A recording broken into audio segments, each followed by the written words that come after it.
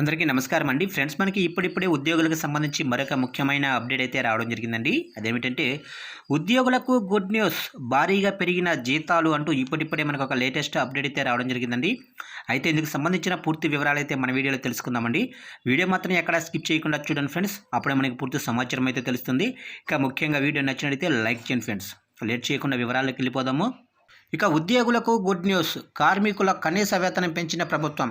ఇక దీపావళికి ముందే లక్షలాది మంది కార్మికులు, ఉద్యోగులకు ఢిల్లీ ప్రభుత్వం గుడ్ న్యూస్ అయితే చెప్పింది. ఢిల్లీ కొత్త ముఖ్యమంత్రి అతిషి కనీస వేతనాన్ని పెంచుతున్నట్లు ప్రకటించారు. ఇక నైపుణ్యం లేని కార్మికుల కనీస వేతనం 18,066కు పెంచగా ఇది గతంలో 17,494గా ఉండేది. ఇక సెమీ స్కిల్డ్ కార్మికుల కనీస వేతనం ఇప్పుడు 19,929 కాగా గతంలో 19,279గా ఉంది.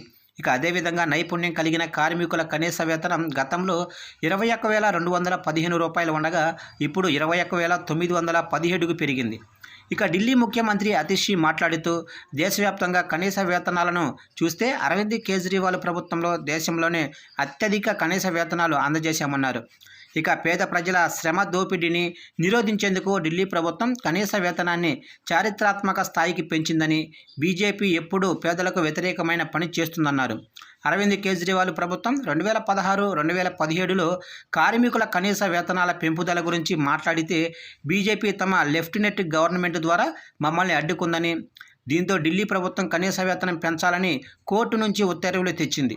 దీన్ని కూడా బీజేపీ తీవ్రంగా వ్యతిరేకించిందని, అయితే ఎప్పటిలాగానే అరవింద్ కేజ్రీవాల్ ప్రభుత్వం తీవ్రంగా పోరాడి ఢిల్లీ సామాన్య ప్రజలకు అనుకూలంగా నిర్ణయం తీసుకుందన్నారు. బీజేపీ ఆ రాష్ట్రాలలో తక్కువ వేతనాలు ఇవ్వటమే కాకుండా ఢిల్లీలో కూడా కనీస వేతన పెంపును అడ్డుకోవటానికి అన్ని ప్రయత్నాలు చేస్తుందన్నారు.